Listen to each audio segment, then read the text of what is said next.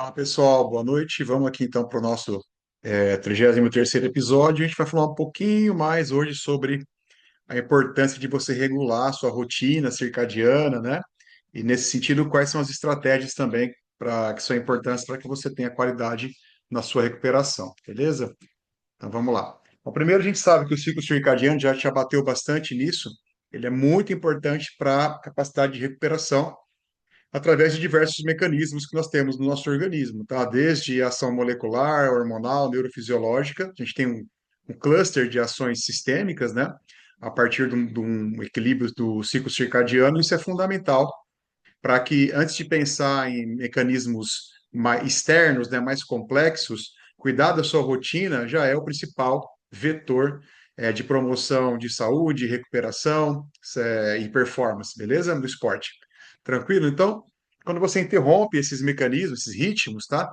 Você tem o comprometimento da síntese proteica, da limpeza metabólica, né, do seu corpo e da restauração do sistema nervoso, tá? Dentre outras questões que já é, avaliamos aqui, debatemos aqui.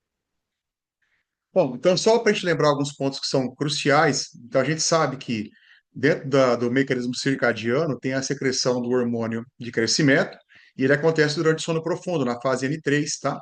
Então, se você tem isso preservado, por cuidar do ciclo circadiano, do bom eixo circadiano, né? Vai ter, como nós já adiantamos, melhora da síntese proteica e reparo do colágeno. Então, tanto o músculo quanto o tendão vão se beneficiar, tá bom? Se tem uma ruptura disso aqui, você vai ter também um prejuízo nessa mesma direção. Sensibilidade à insulina, ela é maior pela manhã, quando você respeita esse eixo, isso vai fazer com que haja uma captação maior de glicose, que é importante para ressintetizar glicogênio, beleza? E se não fizer, tiver uma ruptura, e esse processo vai ser prejudicado. A expressão rítmica, tá? Dos genes CLOCK e BMA-AL1, tá? Esse mecanismo aqui é um mecanismo proteico de transcrição é, genética, tá? Então, esse mecanismo tem relação direta com a ação da via mTOR e com a autofagia, beleza? Então, a gente sabe que a via mTOR é uma via de ativação de ressíntese proteica e a autofagia, ela tem a ver com todo o clearance, né? Com toda a remoção de células defeituosas, tá? Recaptação de aminoácidos que resultam desse processo, tá? Para que você possa ter estrutura proteica recuperada, beleza?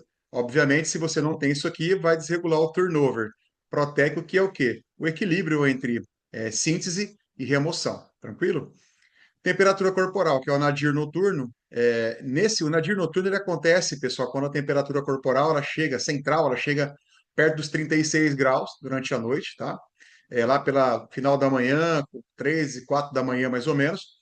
E é nesse momento que você tem a tendência de ir da fase N3 para o sono REM, tá? Isso vai fazer com que haja liberação da melatonina, porque é ali que você tem também o sono profundo. Se você não tiver esse processo aqui, você vai ter sono fragmentado e a fadiga residual, tá? O sono não reparador. E o cortisol, a gente sabe que quando você tem um nadir adequado, tá? Os picos matinais eles são mais controlados. Então, isso vai regular o balanço entre catabolismo e anabolismo, porque é uma transição, né? Então, ali, ao final da noite, o cortisol começa a aumentar. Então, você vai migrar de um ciclo de anabolismo noturno para catabolismo diurno, beleza? Então, esse cortisol muito elevado, tá? Ele vai sustentar um processo catabólico em detrimento de um processo anabólico que deveria estar predominando ali durante a noite e no final da noite de sono, beleza? Então, aqui já mostramos, né? Então, o mecanismo circadiano é importante para a produção de GH, tá? E outros fatores de síntese proteica, tá? De recaptação de proteína, de carboidrato, de glicose, tá? Então, isso aqui a gente já sabe que, como nós já falamos, esse mecanismo preservado através do sono, tá? Sono de qualidade, boa arquitetura de sono, você vai ter uma boa ressíntese proteica, uma boa reparação muscular e tendínea, beleza? Pela manhãzinha, de manhã, a gente tem uma sensibilidade maior à insulina, para ter uma maior captação de glicose, para ressintetizar glicogênio. A questão do heterodímero, né, da CLOCK mais o BMAL1, como nós já falamos, isso aqui tem a ver também com a boa função desse processo, tem a ver com o ciclo circadiano regular. Então, aqui você vai ter uma via mTOR, que ela é anabólica, ela sintetiza a proteína, e uma remoção, uma autofagia, um clearance também equilibrados, tá? E a temperatura, quando a gente chega no nadir noturno, tá? 36,1 ali mais ou menos, você vai ter aqui um processo onde você tem uma liberação de melatonina e você induz ali o sono profundo, tá bom? E nesse sentido, a gente sabe quanto que isso é importante para que você possa ter vários benefícios aí na questão anabólica e de recuperação. E o cortisol, né? Então, se você tem ali esse ciclo preservado, você tem um equilíbrio entre função anabólica, catabólica na transição da noite para o dia, tá? Então, os picos de cortisol matinais, eles ficam equilibrados, tá? Então, isso cria esse equilíbrio entre catabolismo e anabolismo, isso é bom também para toda a sua reconstrução durante a noite, tranquilo? E lógico, se você não faz isso aqui, se você não tem esse respeito, todo o contrário dos benefícios aqui tende a acontecer também. Piora a recuperação muscular e tendínea, dificulta a ressíntese de glicogênio, você tem uma péssima ressíntese de proteína, dificuldade de remoção de metabólitos, tá? Aqui você vai ter a dificuldade também de armazenar, de recuperação, né? De uma boa recuperação na fase final do sono, aí você vai causar fadiga residual. E aqui também o desequilíbrio do ciclo, tá? Na verdade, por um predomínio do cortisol, beleza? Então, assim, através do sono, então, o que que é importante? A gente cuidar. A extensão do sono, mais 1 hora por noite. Então, se você tem ali qualquer tipo de situação que tenha perturbado o seu sono, o ciclo circadiano, é importante corrigir isso aqui nas próximas noites com 1 hora a mais de sono, tá? Acessa os naps, tá? Isso pode ajudar também. Então, aqui, esses dois processos aqui, se você vem dormindo mal, se o ciclo não vem sendo otimizado, esses dois processos vão melhorar vigor, reduzir fadiga, benefício agudo no humor, na percepção de recuperação. Regulação luminosa, a gente já falou, desligar a luz artificial ali 1 hora e meia, pelo menos antes de dormir, começar a reduzir todas as luzes artificiais, tá? E pela manhã, logo no começo da manhã, você tem uma exposição à luz solar direta, tá? Nos seus olhos, beleza? Isso ajuda também você ter uma boa regularidade do ciclo e também ao passar do tempo, se você tem essa rotina, você vai ter resultados mais consistentes de redução de fadiga e também de estresse. E a higiene do sono isolado, tá? Então, se você fizer só preceitos ligados à conduta durante o sono, você vai ter resultados parciais, tá bom? Então, são efeitos limitados quando usada em suplementação de educação ou componente circadiano. Então, não adianta você fazer só desligar o celular e não cuidar de outras questões, né, que tem relação com a arquitetura do sono, que a gente já viu que já falamos várias vezes, né, que é o banho morno, que é a alimentação que a gente vai comentar isso aqui mais para o final, mas a alimentação não muito gordurosa, tá? Você se conectar desligar celular, se desconectar de estresse do dia, tá? Tem uma série de outros fatores que você pode cuidar, porque tem uma galera que fica só em cima assim, vou tomar melatonina, que é o nosso próximo ponto aqui, que vai me ajudar a dormir, e não cuida, de repente, de outros fatores que também potencializam a qualidade de sono. Então, a crononutrição, agora entrando na melatonina, tá? Então, a gente tem um contexto de timing de administração dela, e ela atua por duas vias paralelas, que é a cronobiótica e a antioxidante direta. Então, você tem ali tanto a cronobiótica, quando você faz indução de melatonina, tá? Vai facilitar o sono, restaurar o processo circadiano, e a ação antioxidante direta, tá? Então, através de um outro processo ligado à melatonina, você tem uma redução do dano muscular pós-exercício. Nós comentamos sobre a Tart Cherry, né, que é a, a cereja azeda, e ela tem essa capacidade, ela é composta por melatonina natural e também tem efeito antioxidante, né? Então, assim, o time de administração. Então, nós sabemos que você pode ter algumas formas de administrar melatonina.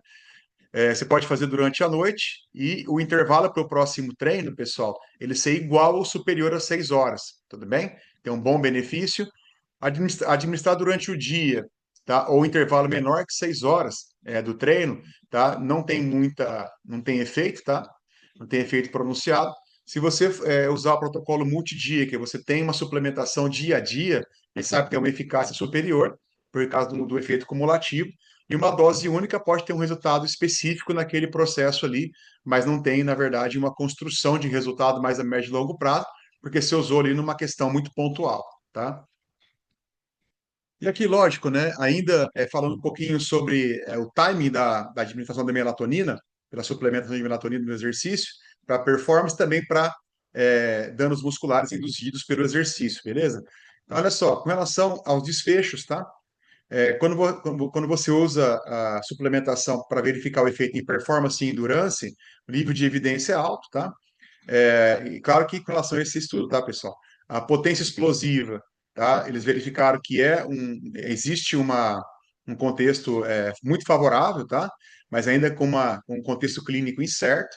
Ele não dá para você ter uma configuração de que isso ter uma reprodutibilidade alta a todo momento, beleza? O dano muscular através da creatinoquinase também tem uma relevância, uma evidência alta. E a questão de velocidade e força máxima com relação à contração muscular, nós não tivemos verificação de desfechos significativos, tá? E a gestão proteica. Então, a gente sabe também que o timing da proteína pré e pós-treino, ele não modifica, nesse estudo aqui, não modifica a questão de composição por massa magra, nem força de membro superior, contudo, para membros inferiores, houve um benefício marginal da ingestão pré-treino, tá bom? Mais baseado só em poucos estudos, 2 estudos aqui, beleza? Então, fica postulado aqui, na visão desse trabalho, que a proteína total diária, carga, a fração grama-quilo, deveria ser igual ou superior a 1,6 gramas por quilo por dia, tá? E é mais importante que o timing para recuperação e adaptação muscular. Então, veja só, que a gente já falou, sem ter resultado significativo para a massa magra, tá? Nem questões ligadas a membros superiores, mas na função dos membros inferiores teve um resultado significativo, beleza? Ressíntese de glicogênio, então, mesma coisa. A ingestão de carboidrato, tá? Pós-treino. Então, se você tem a janela de recuperação, a gente sabe que até no pós-exercício, até 4 horas, você tem uma maior sensibilidade da insulina. Beleza? Então, a ingestão do carboidrato de alto índice glicêmico, de 1 a 1,2 gramas por quilograma por hora, nas primeiras 4 horas pós-exercício, maximiza a ressíntese de glicogênio, tá? Beleza?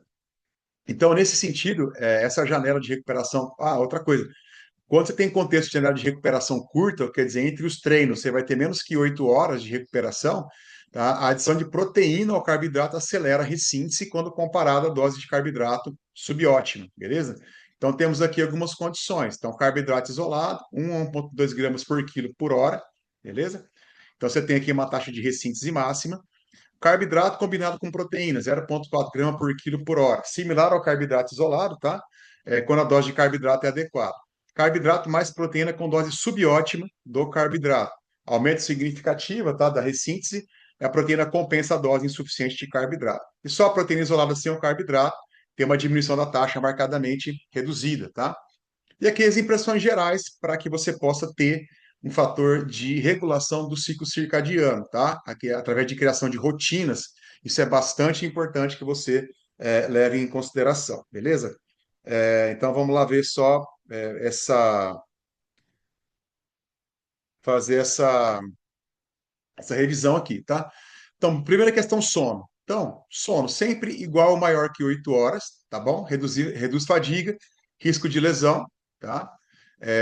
Questão de extensão do sono. Então, noites mal dormidas, um ciclo de desregulação do ciclo circadiano. Tem viagens, tem jet lag. Então, é sempre importante fazer uma extensão do sono. Aí varia, né, para onde você fez adaptação anterior, se você não fez, se você chegou antes, tá? Então, tem uma série de questões ligadas ao protocolo, mas depende para onde você foi, se foi para leste, se foi para oeste, tá? Mas é sempre importante, quando você tem desregulação de sono ou do ciclo, procurar sempre dormir um pouco mais para compensar. Isso vai melhorar o vigor, vai reduzir fadiga. Horário consistente, tá, pessoal? Inclusive fim de semana. A gente sabe que tem um jet lag social, então você consegue regular direitinho durante a semana. Aí, final de semana, muda a rotina, se você perde essa consistência dos horários, tá? Então, isso é muito importante, sempre dormir na mesma hora, beleza? E acordar na mesma hora, com pouca variação, para que você equilibre o ciclo circadiano também.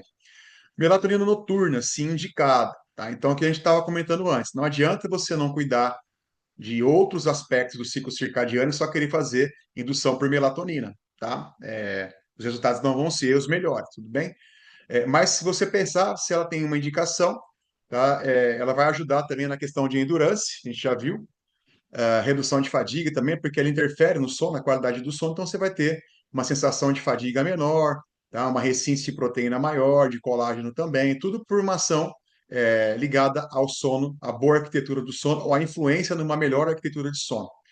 Carboidrato pós-exercício, tá? De 1 a 1,2 gramas por quilo por hora, nas 4 primeiras horas, tá bom, pessoal? Ajuda a ressintetizar glicogênio. Então, a gente já falou, eficaz nas primeiras 4 horas pós-exercício. Proteína total diária, igual ou superior a 1,6 gramas por quilo, distribuído em 4 doses. Então, a gente recomenda hoje, o pessoal recomenda até 6 refeições por dia.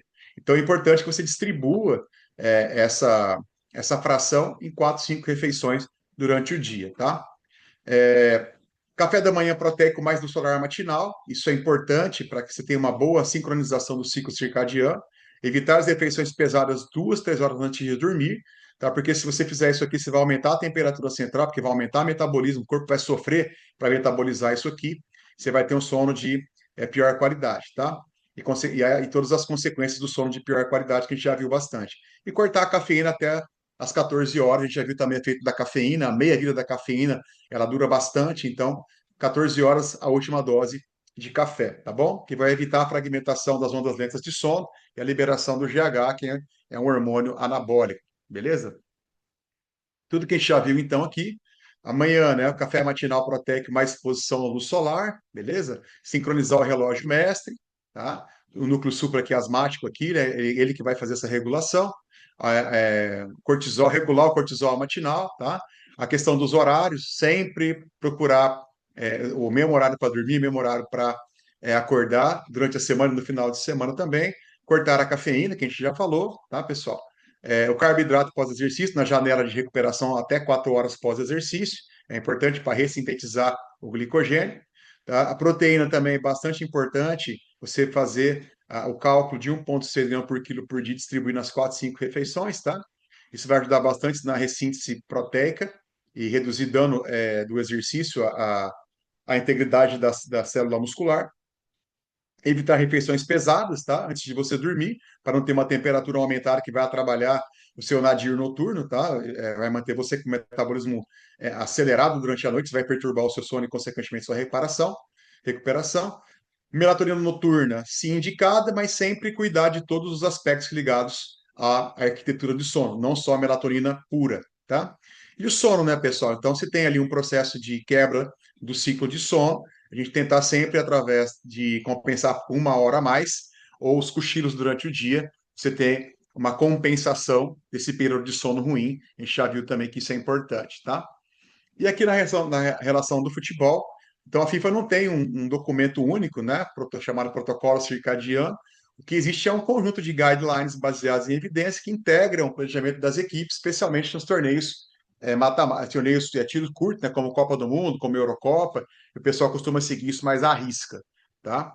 Então, o que que se fala lá como diretriz? A questão do sono, sempre prioridade, tá bom? Igual ou maior que 8 horas. É a base de tudo, tá, pessoal? A gente já viu tanto que isso aqui, tanto que dormir mal atrapalha assim, ressíntese de glicogênio, reparo muscular, função cognitiva, né? Armazenagem de memória motora, técnica, beleza?